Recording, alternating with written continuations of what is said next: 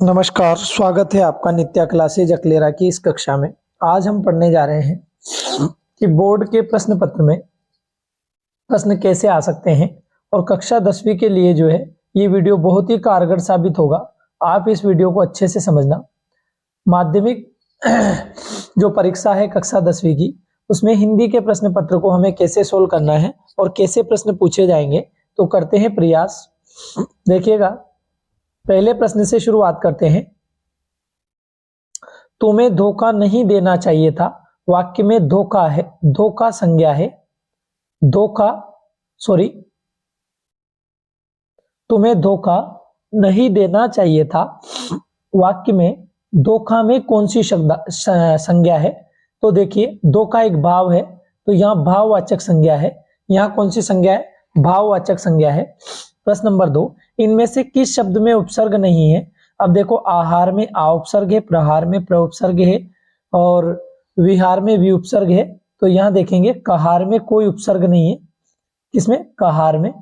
ठीक है, बढ़ते प्रश्न नंबर 3 की ओर। हमारी हरी हारिल की लकड़ी, वाक्य में हारिल शब्द किसके लिए आया है? हारिल एक पक्षी होता है। हारिल क्या होता है? एक पक्षी होता है।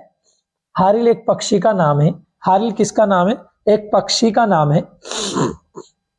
देखते हैं प्रश्न नंबर 4। परशुराम ने लक्ष्मण को काल के वश बताया क्योंकि वह शिव के धनुष को छोटे मोटे धनुष के समान बता रहा था। यहाँ बी आंसर स्वीकार करें। वह शिव के धनुष को छोटे मोटे धनुष के समान बता रहा था, बिल्कुल सही है। प्रश्न नंबर 5, मुरझाकर गिर रही पत्तियां क्या संदेश दे रही है? तो मुरझाकर गिर रही पत्तियां मानव जीवन की क्षति का संदेश दे रही है। किसका संदेश दे रहे? मानव जीवन की क्षति का, हाँ, या मानव जीवन की क्षणिकता का। इस प्रश्न को दोबारा देखते हैं। मुरझाकर गिर रही पत्तियां क्या संदेश दे रही है? तो मानव जीवन की क्षणिकता का संदेश दे रही है। प्रश्न नंबर अगला, उत्साह किसको संबोधित गीत है? तो उत्साह जो है बादल को संबोधित कर लिखा गया गीत है। लेखिका के पिता शक्की किस कारण से थे? तो लेखिका के पिता जो शक्की थे, अपनों के विश्वासघात के कारण। आंसर स्वीकार करें, अपनों के विश्वासघात के कारण। प्रश्न नंबर 7, मेरी तेरी उसकी बात उपन्यास के लेखक कौन है? तो इस उपन्यास के जो लेखक हैं वो यशपाल हैं। कौन है? यशपाल। हाँ, इस उपन्यास के लेखक कौन है? यशपाल। फिर अगला देखेंगे, बाल गोविंद भगत के बेटे को मुखाग्नि किसने दी? तो पतोहू ने। यहां सही आंसर स्वीकार करेंगे ए वाला, 9 में ए वाला। फिर बढ़ते हैं 10वां प्रश्न में। वो लंगड़ा क्या जाएगा फौज में? तो यहाँ लंगड़ा जो शब्द है वो किसके लिए प्रयुक्त हुआ है? ये लंगड़ा जो शब्द है कैप्टन के लिए प्रयुक्त हुआ है। किसके लिए? कैप्टन के लिए, बिल्कुल सही है। अगला बढ़ते हैं प्रश्न नंबर 11 की ओर। भोलानाथ ने, प्रश्न नंबर 11 देखिए, माँ ने भोलानाथ के घावों पर क्या लगाया? मतलब माँ ने भोलानाथ के घावों पर क्या लगाया? तो देखिए, पीसी हुई हल्दी लगाई थी। क्या लगाई थी? पीसी हुई हल्दी, है ना। सही आंसर स्वीकार करेंगे डी वाला, मतलब द वाला। 12 देखिएगा, लेखिका ने गंगटोक को किसका शहर कहा है? अब देखिए, गंगटोक को लेखिका ने किसका शहर कहा था? तो मेहनतकश बादशाहों का शहर। किसका कहा था? मेहनतकश बादशाहों का शहर कहा था। अब देखते हैं प्रश्न नंबर 2। प्रश्न नंबर 2 देखेंगे। हाँ, प्रश्न नंबर 2 देखेंगे। देखिए, प्रश्न नंबर 2 में हमें देखना है, प्रश्न नंबर 2 में हमें देखना है। सबसे पहले बात करते हैं प्रश्न नंबर 2 में क्या रहा है। तो प्रश्न नंबर 2 में देखते हैं, रिक्त स्थान की आपको पूर्ति करनी है। किन स्थानों की? रिक्त स्थानों की आपको पूर्ति करनी है। रिक्त स्थानों की आपको पूर्ति करनी है। रिक्त स्थानों की आपको क्या करनी है? पूर्ति करनी है। में है शब्द जो किसी वस्तु, पदार्थ या तोल या माप का बोध कराते हैं वो क्या कहलाते हैं? शब्द जो किसी वस्तु, पदार्थ या तोल या माप का बोध कराते हैं उन्हें क्या कहते हैं? तो देखिए, द्रव्यवाचक कहते हैं। हाँ, उन्हें क्या कहते हैं? द्रव्यवाचक संज्ञा के अंतर्गत आते हैं। किस संज्ञा के अंतर्गत आते हैं? द्रव्यवाचक बहुत ही शानदार प्रश्न है। किस संज्ञा के अंतर्गत आते हैं? द्रव्यवाचक संज्ञा के अंतर्गत। ठीक है। हाँ, तो शब्द जो किसी वस्तु, पदार्थ या तोल या माप का बोध कराते हैं उन्हें द्रव्यवाचक संज्ञा कहलाते हैं। जहां दो वस्तुओं, अब ये तो हो गया, अब देखते हैं दो वाला। जहां दो वस्तुओं या व्यक्तियों की तुलना करके एक दूसरे से अधिक या कम बताया जाता है, वहां विशेषण की कौन सी अवस्था होती है? तो वहां विशेषण की उत्तमा अवस्था होती है। वहां विशेषण की इसको काट देते हैं। वहां विशेषण की कौन सी अवस्था होती है? तो वहां विशेषण की उत्तमा अवस्था होती है। कौन सी अवस्था होती है? उत्तमा अवस्था। हाँ, वहां विशेषण की उत्तमा अवस्था होती है। प्रश्न नंबर 3 देखिएगा। जो अवयवी शब्द क्रिया की विशेषता का बोध कराते हैं उन्हें क्या कहते हैं? उन्हें कहते हैं क्रिया विशेषण। उन्हें कहते हैं क्रिया विशेषण।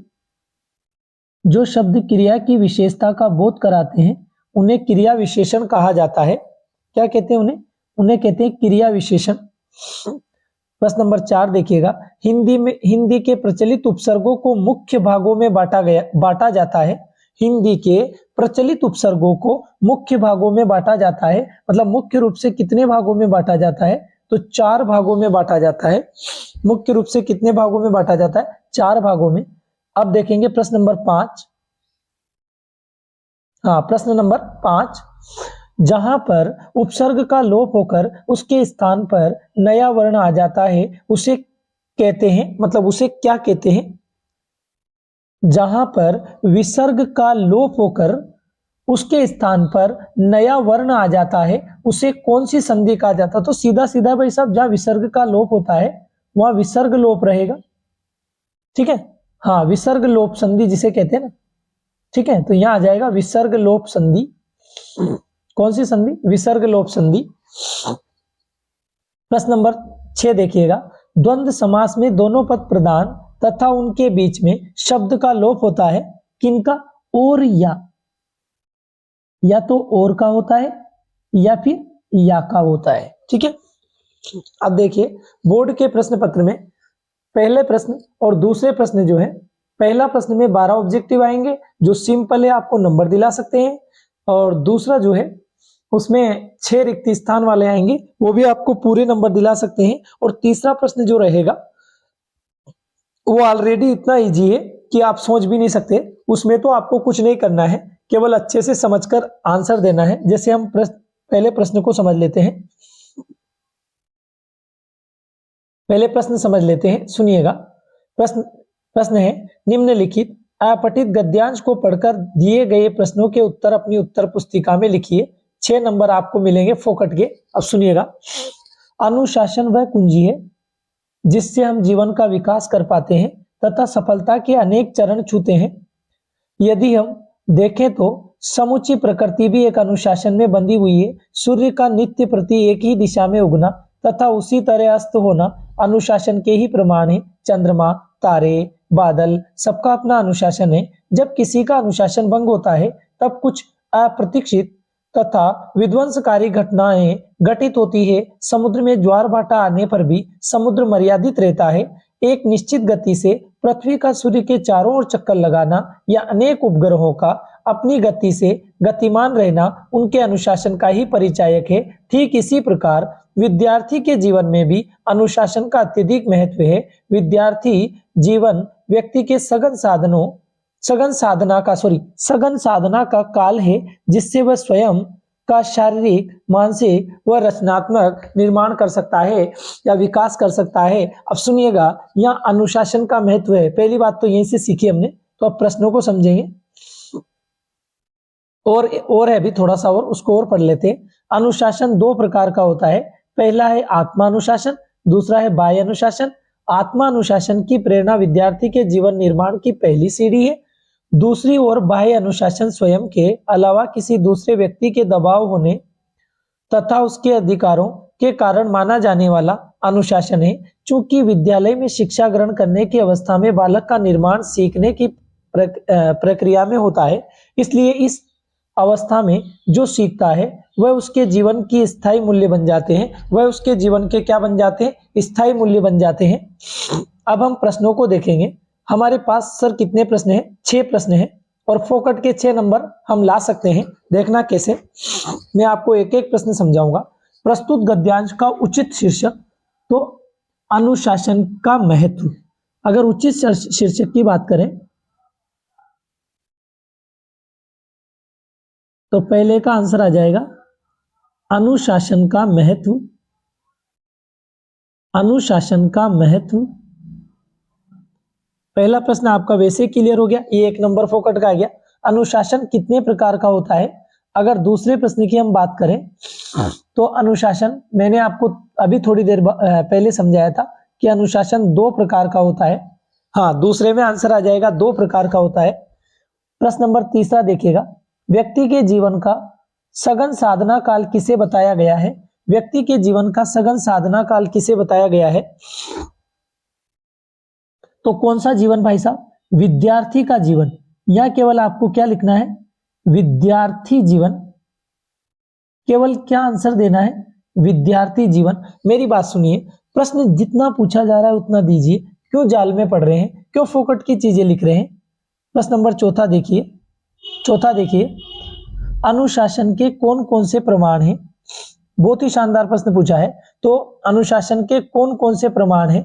जैसे सुनिए, प्रतिदिन, जैसे अपन बात करें, प्रतिदिन सूर्य का एक दिशा में उगना, पृथ्वी का सूर्य के चारों ओर परिक्रमा करना, ज्वार भाटा आने पर भी समुद्र का मर्यादित रहना, तो ये अनुशासन के जो है क्या है? प्रमाण है। तो मैं आपको समझा रहा हूं, सुनिएगा। सूर्य का प्रतिदिन उगना, है ना, और अगर बात करें प्रतिदिन उगना, और यदि हम बात करें तो जैसे पृथ्वी का सूर्य के चारों ओर चक्कर लगाना, ज्वार भाटा आने पर भी समुद्र का मर्यादित होना, ये अनुशासन के क्या है? प्रमाण है। अब देखते हैं प्रश्न नंबर 5, बालक के जीवन में स्थायी मूल्य कहां बनते हैं? इतना सीधा प्रश्न है, बहुत सीधा। अब बालक के जीवन में स्थायी मूल्य कहां बनते हैं? आप रोजाना पढ़ने कहां जाते हैं बताओ? आप तो विद्यालय जाते हैं ना, तो विद्यालय उत्तर आएगा। कितना सीधा प्रश्न है।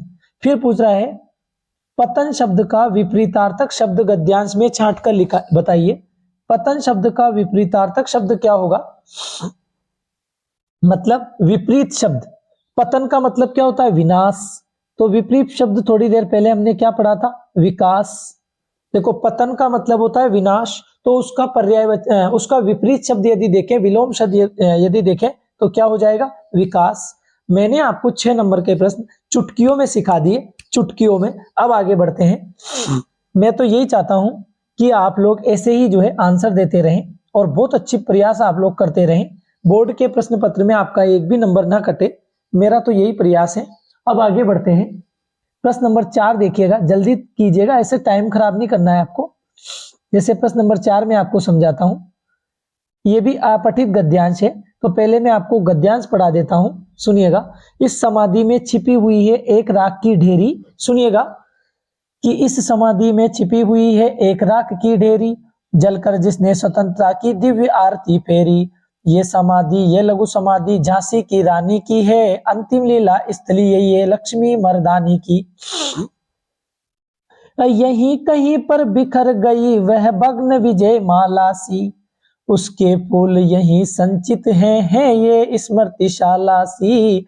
सहे वार पर वार अंत तक बड़ी वीर बाला सी, आहुति सी गिर पड़ी चीता पर चमक उठी ज्वाला सी। बढ़ जाता है मानवीर का रण में बलि होने से, मूल्यवती होती सोने की भस्म या यथा सोने से। और रानी से भी अधिक हमें अब ये समाधि है प्यारी, यहाँ निहित है स्वतंत्रता की आशा की चिंगारी। अरे इससे भी सुंदर समाधियां हम जग में है पाते, उनकी गाथा पर निशित में शुद्र जंतु ही गाते। अब यहां देखिए, झांसी की रानी का वर्णन है, किसका वर्णन है? झांसी की रानी की समाधि का वर्णन है, मतलब झांसी की रानी की समाधि के बारे में बताया गया है। तो अब हम बढ़ते हैं आगे, प्रश्नों की ओर बढ़ते हैं। आप देखिएगा, आप चुटकियों में प्रश्न के आंसर देंगे भले ही, देखना कैसे। प्रस्तुत गद्यांश का उचित शीर्षक अब किसकी समाधि के बारे में बताया गया है? तो झांसी की रानी की समाधि। किसकी समाधि? झांसी की रानी की समाधि। झांसी की रानी की समाधि शीर्षक की यदि बात करें तो झांसी की रानी की समाधि। दूसरा प्रश्न देखते हैं, रानी की समाधि को किसका प्रतीक बताया गया है? और भाई साहब कितना सीधा है, वीरता का प्रतीक। अभी थोड़ी देर पहले पढ़ा था हमने, किसका प्रतीक बताया गया? वीरता का। तीसरा देखते हैं, वीरों का मान सम्मान कब बढ़ जाता है? तो प्राणों की आहुति देने पर। किसकी आहुति? प्राणों की आहुति।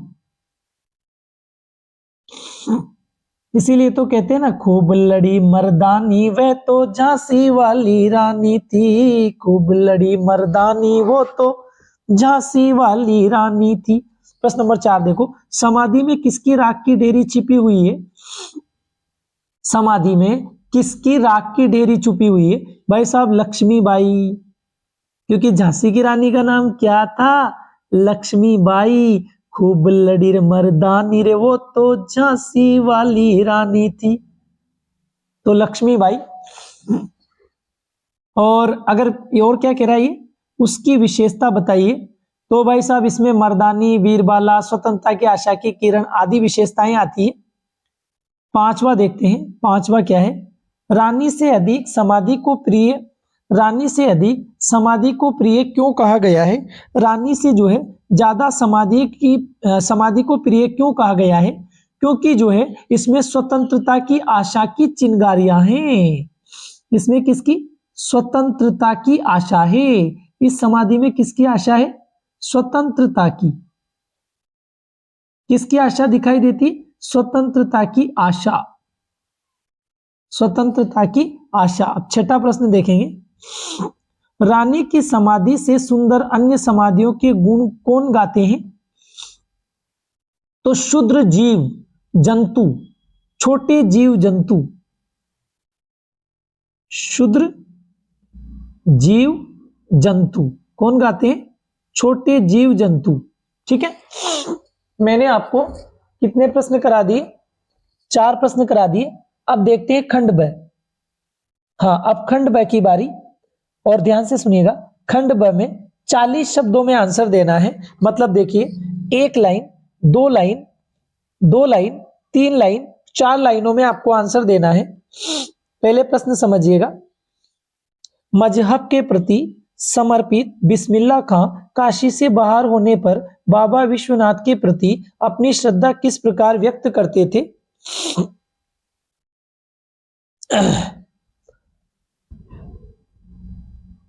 क्योंकि वह बालाजी के मंदिर की ओर क्योंकि वह बालाजी के मंदिर की दिशा की ओर मुंह करके बैठते थे, है ना।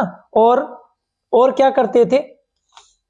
और जो देखा जाए तो वे क्षण भर के लिए उसी ओर शहनाई को घुमाकर बजाते थे। इस तरह शहनाई वादन के माध्यम से अपनी आस्था और श्रद्धा प्रकट करते थे।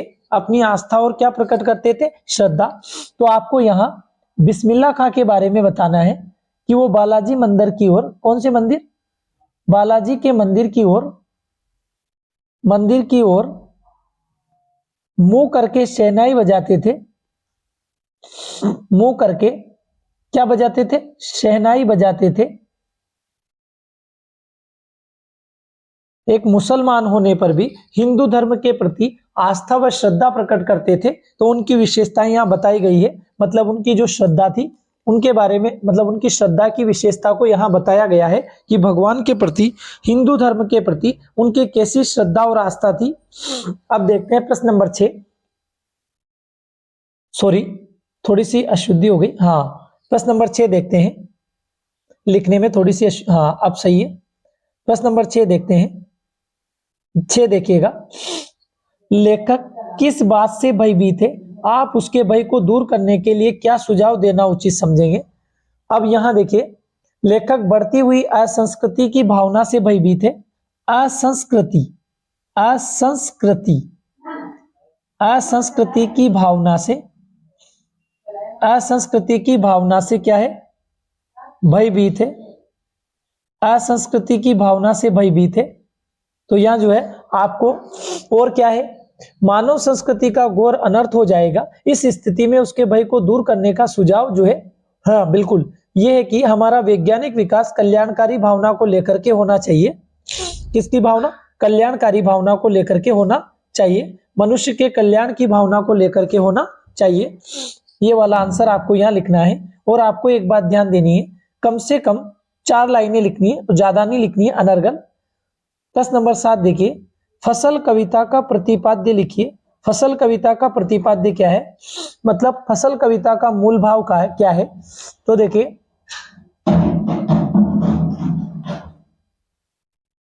सुनिएगा, फसल अनेक सामूहिक प्रयासों की सुखद परिणति है। इसमें अनेक प्राकृतिक स्रोत और मानव श्रम सम्मिलित प्रयास के रूप में समाहित होते हैं। इनके समुचित सहयोग से ही फसल उगती है और बढ़ती है। तो यहाँ जो है आपको मूल भाव लिखना है। फसल कविता का क्या लिखना है, मूल भाव, और वो भी कितनी लाइनों में, 4 लाइनों में लिखना है। कितनी लाइनों में, 4 लाइनों में, ज्यादा कचरा आपको नहीं भरना है। बढ़ते हैं खंड द की ओर। अब देखिए, खंड द में यदि आप सबसे पहले बात करेंगे तो कवि मंगलेश डबराल का जीवन परिचय या फिर रामवृक्ष बेनीपुरी का जीवन एवं कृतित्व परिचय। अब आप 2 में से 1 लिख सकते हैं। हाँ, 2 में से आप कितना लिख सकते हैं, 1 लिख सकते हैं।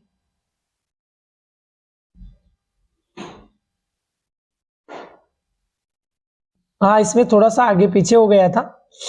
जैसे आप सोच रहे होंगे कि सर, हाँ ये यहाँ आ गया भाई, आपके मन में आ रहा होगा सर 7 प्रश्न आपने कराए और 8वां प्रश्न क्या है। मेरे से थोड़ी सी गलती हो गई थी, ऊपर नीचे हो गया, तो मैं पहले 8वां समझा देता हूं, समझिएगा पहले 8वां है, क्रोध पर विनय और व्यंग्य का अलग अलग प्रभाव कैसे पड़ता है। राम लक्ष्मण परशुराम संवाद के आधार पर स्पष्ट आपको करना है 8वें प्रश्न में। देखिए, जो विनय होता है क्रोध को शांत करता है, जबकि व्यंग्य क्रोध को भड़काता है। इसके ऊपर आपको जो है कितनी लाइनें लिखनी है, 4 लाइन लिखनी है। कितनी लाइन, 4 लाइन, है ना। जैसे लक्ष्मण परशुराम के प्रति जैसे जैसे व्यंग्य पूर्ण कथन करते हैं, वैसे वैसे परशुराम का क्रोध बढ़ता जाता है। इसके विपरीत श्री राम की विनय पूर्ण जो वाणी है, उनके क्रोध को शांत करती जाती है। कहने का मतलब है, भगवान राम तो परशुराम के क्रोध को शांत करते हैं और लक्ष्मण जो है परशुराम के क्रोध को बढ़ाते ही जाते हैं। अब देखते हैं प्रश्न नंबर 9, महतारी के हाथ से खाने पर बच्चों का पेट भी भरता है, ऐसा क्यों कहा गया है। माता का अंचल अध्याय के आधार पर संक्षेप में लिखिए। अब देखिए, मतलब माँ की, महतारी से मतलब है माँ, तो माँ के हाथ से खाने पर बच्चों का पेट भी भरता है। इसके ऊपर आपको जो है क्या लिखना है, एक संक्षेप लेख लिखना है। तो सुनिए, महतारी से मतलब होता है माँ। माँ हमें खेल खेल में कहानियां सुना सुनाकर बड़े ही प्यार से बच्चों का ध्यान देती है। सुनिएगा, महतारी, महतारी मतलब माँ, खेल खेल में कहानियां सुनाकर बड़े ही प्यार से बच्चों का ध्यान खाने से हटा देती है और खेल में लगा देती है। इस बीच उनको बीच बीच में मुंह में कोर देती जाती है, मतलब ग्रास देती जाती है, खाना खिलाती जाती है। कौन खिलाती जाती है, माँ, है ना। तो इसके ऊपर आपको जो है मात्र 4 लाइनें लिखनी है। अगला प्रश्न देखिएगा, प्रश्न नंबर 10, नार्गे ने धर्म चक्र की क्या विशेषता बताइए। साना साना हाथ जोड़ी अध्याय के आधार पर आपको लिखना है। और यहां जो है आपको ज्यादा नहीं लिखना है, मात्र 2 लाइनें लिखनी है। जैसे मैं अगर आपको बताना चाहूं तो पूर्वोत्तर भारत के सिक्किम राज्य की राजधानी गंगटोक, ठीक है, गंगटोक गई थी। कौन गई थी, लेखिका। कौन गई थी, लेखिका, ठीक है। तो लेखिका पूर्वोत्तर भारत के सिक्किम राज्य की राजधानी गंगटोक गई थी। वहां पर एक कुटिया में घूमता चक्र देखा। पूछने पर नार्गे ने बताया कि यह धर्म चक्र प्रेयरी व्हील है और इसको घुमाने से सारे पाप धुल जाते हैं, दूर हो जाते हैं। ये जो है इन लाइनों को आपको जो है पेपर में लिखकर कॉपी में लिख करके आना है। अब देखिएगा प्रश्न नंबर 11, बहुत शानदार प्रश्न है। सब कुछ होम कर देना मुहावरे का क्या अर्थ है? सब कुछ होम कर देना मुहावरे का क्या अर्थ है? अब सब कुछ होम कर देना मतलब सर्वस्व बलिदान कर देना, इसका अर्थ निकलेगा सर्वस्व बलिदान। क्या अर्थ निकलेगा? सर्वस्व बलिदान कर देना, सर्वस्व बलिदान कर देना, ठीक है ना। और यदि वाक्य प्रयोग करें तो हम कह सकते हैं कि भारत देश के देशभक्तों ने देश की आजादी के लिए अपना सब कुछ होम कर दिया, मतलब सब कुछ बलिदान कर दिया, ठीक है। अब प्रश्न नंबर 12 देखें। प्रश्न नंबर 12 है, निम्नलिखित पठित गद्यांश को ध्यान पूर्वक पढ़कर पूछे गए प्रश्नों के उत्तर अपनी उत्तर पुस्तिका में लिखिए। देखिएगा, जब रंगों में लहू की जगह लावा बहता हो तो सारे निषेध, सारी वर्जनाएं और सारा भय कैसे ध्वस्त हो जाता है, ये तभी जाना। और अपने क्रोध से सबको थरथरा देने वाली पिताजी से टक्कर लेने का जो सिलसिला तब शुरू हुआ, राजेंद्र से शादी की तब तक वह चलता ही रहा। यश कामना, बल्कि कहूं कि यश लिप्सा पिताजी की सबसे बड़ी दुर्बलता थी। उनके जीवन की दूरी था ये सिद्धांत कि व्यक्ति को कुछ विशिष्ट बनकर जीवन जीना चाहिए, कुछ ऐसे काम करने चाहिए कि समाज में उसका नाम हो, सम्मान मिले, प्रतिष्ठा मिले, वर्चस्व हो। इसके चलते ही मैं दो एक बार उनके कोप से बच गई। लेखिका कह रही है कि दो एक बार में उनके क्रोध से बच गई। अब आपको प्रश्न उत्तर सोल्व करने हैं, मतलब प्रश्नों के आंसर देने हैं। यहाँ जो है मात्र 4 प्रश्न हैं। अब 4 में से पहला प्रश्न है, जब रंगों में लहू की जगह लावा बहता हो तो क्या परिणाम निकलते हैं? तो सुनिएगा, ऐसी परिस्थिति में सारे निषेध, सारी वर्जनाएं और सारा भय ध्वस्त होकर समाप्त हो जाता है। मतलब सारा भय जो है ध्वस्त होकर समाप्त हो जाता है। भाई ध्वस्त होकर क्या हो जाता है? समाप्त हो जाता है। दूसरा है, राजेंद्र से शादी तक क्या चलता रहा? अब सुनिए, राजेंद्र से शादी तक क्या चलता रहा? तो लेखिका को अपने क्रोधी पिता से टकराने का सिलसिला राजेंद्र से शादी तक चलता रहा, है ना। तो पिता से टकराहट, ठीक है, क्रोधी पिता से, किससे? क्रोधी पिता से टकराने, क्रोधी पिता से टकराने का सिलसिला चलता रहा। क्रोधी पिता से टकराने का क्या चलता रहा? सिलसिला। प्रश्न नंबर 3 देखिएगा, लेखिका के पिताजी की सबसे बड़ी दुर्बलता किसे कहा गया है? लेखिका के पिताजी की, तो भाई साहब यश की कामना आया था कि नहीं आया था? उसमें अपन ने पढ़ा था ना, यश कामना या यश लिप्सा। हाँ, यश कामना या यश लिप्सा। प्रश्न नंबर 4 देखिए, पिताजी ने जीवन का मूल केंद्र किसे कहा है? तो लेखिका के पिताजी ने जीवन का जो मूल केंद्र है वो किसे कहा है? उन्होंने व्यक्ति को विशिष्ट बनकर जीना चाहिए। उनका मानना था कि व्यक्ति को विशिष्ट बनकर के जीना चाहिए, जिससे उसका नाम बढ़े, सम्मान बढ़े, मान बढ़े, प्रतिष्ठा बढ़े, ठीक है।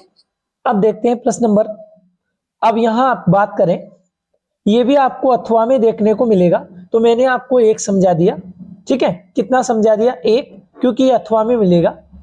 इतना सीधा पेपर रहेगा, इजी वे रहेगा बिल्कुल, क्योंकि 12 में भी अथवा में आएगा और 13 में भी अथवा में आएगा। तो हम 13 की ओर चलते हैं, क्योंकि मैंने आपको ऊपर वाला समझा दिया। तो ये आप, अगर वो आपको नहीं आए तो ये वाला नीचे वाला, मतलब ये वाला कर देना आप, अथवा वाला। इसके बाद बढ़ते हैं प्रश्न नंबर 13 की ओर। प्रश्न नंबर 13 देखिए, प्रस्तुत पठित पद्यांश को पढ़कर दिए गए प्रश्नों के उत्तर दीजिए। उदो तुम हो अति बड़भागी, अरे उद्दम तुम बड़े ही बड़भागी हो। अपरस रहत सने तगाते नाहिन मन अनुरागी, पुरीन पात रहत जल भीतर तारस देह न त्यागी। जो जलमाही तेल की गगरी बूंद न ताको लागी। ठीक है, जैसे तेल लगी हुई गगरी के ऊपर जल की एक बूंद नहीं ठहरती। प्रीति नदी में पाव न बोर्यो, दृष्टि न रूप परागी। सूरदास अबला हम बोरी, गुर चाटी जो पागी। अब यहां सुनिएगा, प्रश्न इनमें से जो है, इनमें से हमें आंसर देना है। कैसे? पहला प्रश्न है, गोपियों ने उद्धव को बड़भागी क्यों कहा है? गोपियों ने उद्धव को बड़भागी क्यों कहा है? इसलिए कहा है, ध्यान से सुनना। तो गोपियां व्यंग्य में उद्धव को बड़भागी अर्थात भाग्यशाली मानती है। क्यों मानती है? सुनना। क्योंकि वे कृष्ण के समीप रहकर भी प्रेम के बंधन में नहीं बंधे। प्रेम के बंधन में क्या नहीं हुए? नहीं बंधे, इसलिए गोपियां बड़भागी किसे मानती है? उद्धव को।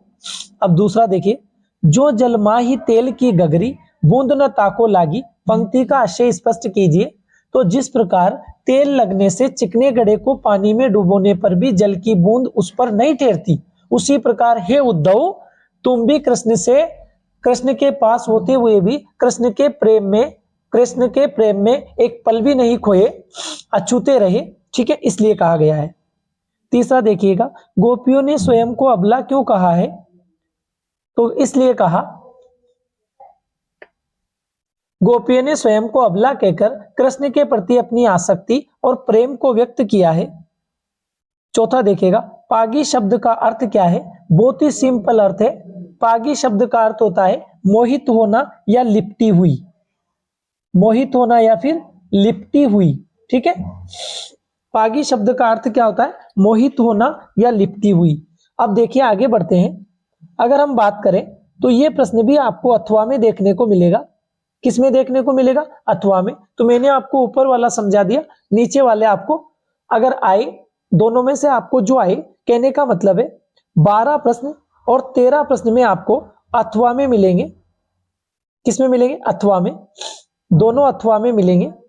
ये भी 4 नंबर का रहेगा और ये भी 4 नंबर का रहेगा। अब अगर आपको नीचे, जैसे मानो 12वें में पहले वाला नहीं आ रहा है तो आप दूसरे वाला कर देना, सेकंड वाला। और 13वें में भी अगर ये नहीं आता है पहले वाला, तो आप सेकंड वाला कर सकते हैं। दोनों 4 नंबर के हैं। अब बढ़ते हैं प्रश्न नंबर 15 की ओर।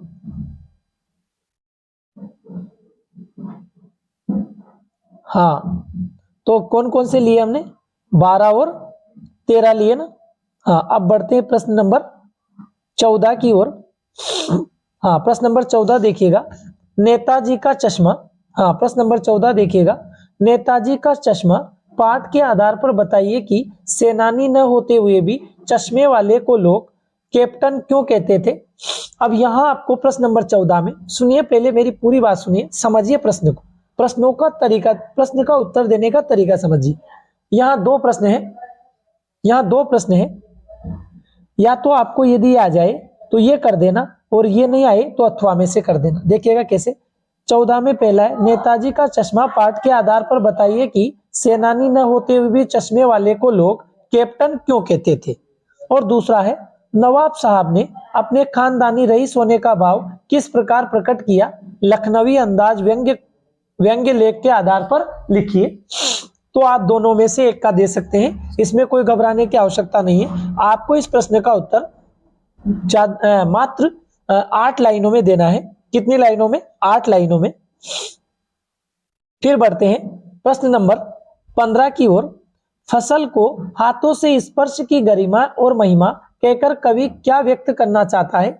या फिर दूसरा देखें, संगतकार के माध्यम से कवि किस प्रकार के व्यक्तियों की ओर संकेत करना चाह रहा है। यहां भी आपको प्रश्न अथवा में देखने को मिलेगा, मतलब 15 और 14 दोनों में अथवा में मिलेगा। और आपको इसमें कम से कम 8 से 10 लाइनें लिखनी है। कितनी लाइनें? 8 से 10। अब करना क्या है, या तो आप ये कर सकते हैं या आप ये कर सकते हैं। तो देखिए, 14 और प्रश्न नंबर 15 दोनों 3-3 नंबर के प्रश्न हैं। कितने नंबर के? 3-3 नंबर के हैं, और दोनों अथवा में देखने को मिलेंगे। ठीक है, किस में मिलेंगे? अथवा में। तो आपको जो अच्छा लगे, दोनों में से जो आपको आए वो आप कर सकते हैं, कोई घबराने की आवश्यकता नहीं है। प्रश्न नंबर 16 देखेंगे। अब मैं थोड़ा ऊपर लूंगा, स्क्रॉल कर रहा हूं, क्योंकि प्रश्न नंबर 16 ऊपर में छोड़ के आ गया था। प्रश्न नंबर 16 में ऊपर छोड़ के आ गया था, इसलिए मैं ऊपर स्क्रॉल कर रहा हूं। प्रश्न नंबर 16 देखिएगा। हाँ, ये वाला जिसे कहेंगे द भाग। खंड द में आपको ध्यान से समझिएगा, खंड द में आपको देखिए मेरी बात सुनिए, आप लोग ऐसा समझे कि सारे उत्तर बताने हैं, तो देखिए सारे उत्तर तो नहीं, मेरा काम केवल समझाने का है। मैं आपको पेपर इस तरह समझा दूंगा कि आपके पेपर में जब आप पेपर देने जाओगे तो किसी भी प्रकार की समस्या का आपको सामना करना नहीं पड़ेगा और आप अच्छे से जो है वहां पेपर का में आंसर दे पाओगे। अब देखिए प्रश्न नंबर 16, मतलब खंड द, प्रश्न नंबर 16 है, कवि मंगलेश डबराल का जीवन परिचय संक्षेप में लिखिए या फिर राम वृक्ष बेनीपुरी का। अब देखिए आप दोनों में से किसी का भी लिख सकते हैं, जो आपको आई दोनों में से एक का लिख सकते हैं, इसमें आपको घबराने की आवश्यकता नहीं है। बहुत सारे बच्चे घबरा जाते हैं, यार इसका नहीं आ रहा है तो इसका करूं कि इसका करूं, अरे ये तो आपको सोचना पड़ेगा आपको। अब देखिए सर, ज्यादा से ज्यादा आप एक बात ध्यान से सुनिएगा, परिचय यदि आप लिखें तो परिचय लिखे लाइनों में, किसमें लिखे, लाइनों में लिखें। लाइनों में लिखने से क्या फायदा है, यदि कुछ अशुद्धि भी हो जाती है तो वो लाइनों में दब जाती है। कहने का मतलब है लाइनों में लिखने से ना तो आपको पूरा रटना पड़ेगा, अगर आप क्रम से लिखेंगे तो ज्यादा समस्या आएगी, तो आप लाइनों में लिखिएगा और कम से कम सर 10 से 12 लाइन आप लिखिएगा। 10 से कितनी लाइनें, 10 से 12 लाइन आप लिखिएगा और बिल्कुल अच्छे से आंसर दीजिएगा, ठीक है। दोनों में से आप एक कर सकते हैं। अब बढ़ते हैं प्रश्न नंबर 17 की ओर। प्रश्न नंबर 17 है सर, माता का आंचल, माता का आंचल पाठ में भोलानाथ द्वारा चूहे के बिल में पानी डालना बच्चों की किस मनोवृत्ति को प्रकट करता है, क्या ये उचित है, अथवा लेखक के अनुसार प्रत्यक्ष अनुभव की अपेक्षा अनुभूति उनके लेखन में कहीं अधिक मदद करती है, क्यों। अब आपको दोनों प्रश्नों में से एक प्रश्न का आंसर देना है और दोनों प्रश्न के जो मार्क हैं, जो नंबर हैं वो कितने हैं, अगर सुनिएगा, पहला प्रश्न 17 में देखिए 2 प्रश्न हैं, दोनों अथवा में हैं और दोनों में से यदि अंक की बात करें तो 4 अंक हैं। अब आप 4 अंक में से अगर चारों अंक लाना चाहें तो उस प्रश्न को कीजिएगा जो आप अच्छा लिख सकें। First impression is the last impression, जिसका उत्तर आप अच्छे से प्रस्तुत कर सके उसी को लिखिएगा। तो आप चाहे तो ये लिख सकते हैं, आप चाहे तो ये लिख सकते हैं, ठीक है। और आपको आंसर कितने में देना है, 10 से 12 या 15 लाइनें तक आपको लिख करके देना है, ठीक है। आगे बढ़ते हैं प्रश्न नंबर 18। प्रश्न नंबर 18, अब प्रश्न नंबर 18 की यदि आप बात करें तो बहुत ही सिंपल क्वेश्चन है। प्रश्न नंबर 18 की यदि आप बात करें तो बहुत ही सिंपल क्वेश्चन है। निम्नलिखित विषयों में से किसी एक विषय पर लगभग आपको निबंध लिखना है और कितने शब्दों में लिखना है, 300 शब्दों में लिखना है। आपको यहाँ अपनी पसंद का जो है, जैसे पहला है चुनाव का दृश्य, पहले निबंध की यदि बात करें चुनाव का दृश्य, और यदि और निबंधों की बात करें तो मैं स्क्रॉल डाउन करता हूं क्योंकि नीचे हैं, मैंने थोड़ा क्या ऊपर नीचे हो गए थे।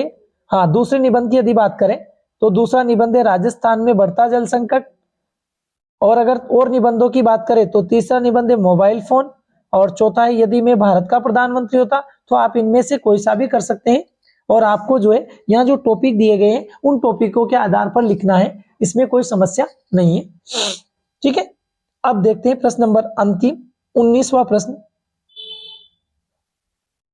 सॉरी, हाँ बिल्कुल, हाँ इसके बाद जो है आप लोग एक और प्रश्न शायद छूट गया है, हाँ एक प्रश्न मेरे से छूट गया शायद, एक क्या, वो तो पूरे 2 प्रश्न हैं क्योंकि इसमें 20 प्रश्न रहेंगे। 18 प्रश्न मैं आपको समझा चुका हूं, इसमें 2 प्रश्न मैंने शायद छोड़ दिए हैं, तो मैं आपको समझा रहा हूं, आप समझिएगा,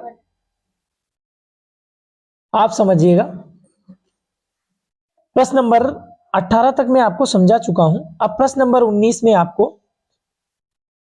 प्रश्न मिलेंगे जिसमें या तो आप प्रार्थना पत्र कर सकते हैं, क्या कर सकते हैं, या तो प्रार्थना पत्र कर सकते हैं या फिर पत्र, मतलब यहां भी अथवा में मिलेगा, प्रार्थना पत्र या पत्र से संबंधित जो है यहां भी अथवा में प्रश्न आपको मिलेगा, तो आप दोनों में से कोई सा भी कर सकते हैं 19 में भी। और प्रश्न नंबर 20 की यदि बात करें तो प्रश्न नंबर 20 में बहुत ही सिंपल रहेगा और ये रहेगा विज्ञापन, क्या रहेगा, विज्ञापन, एडवर्टाइजमेंट, जो भी आपको प्रश्न मिलेगा अथवा में। तो इस प्रकार आपको पेपर को जो है सोल्व करना है, घबराना बिल्कुल नहीं है। अगर आप नहीं घबराते हैं तो यही आपकी जीत है, और यदि आप घबरा जाते हैं तो वहीं से आपकी हार शुरू है, तो घबराना नहीं है, अच्छे से प्रश्नों का आंसर देना है। तो धन्यवाद। आगे भी मैं इसी तरह क्लासें लेता रहूंगा। यदि आप लोगों ने पूरा जो है मुझे साथ दिया तो मैं आगे बिल्कुल आपका साथ देता रहूंगा, क्लासें लगातार लेता रहूंगा और आपको समझाने का पूरा प्रयास करता रहूंगा। तो धन्यवाद, मिलते हैं अगली कक्षा में।